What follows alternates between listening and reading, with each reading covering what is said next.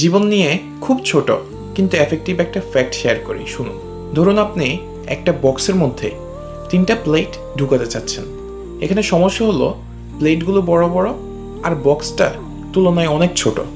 আপনি বারবার চেষ্টা করলেন কিন্তু কোনো লাভই হলো না, কোনোভাবেই প্লেটগুলোকে বক্সে ঢুকানো যাচ্ছে না। এবার আপনি কি করলেন? আপনি প্লেটগুলোকে ভেঙে বক্সের মধ্যে ঢুকালেন।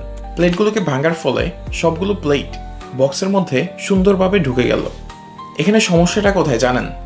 আপনি প্লেটগুলোকে বক্সে ঢুকিয়েছেন ঠিকই, কিন্তু এই ভাঙা প্লেটগুলোর কোনো মূল্য আছে?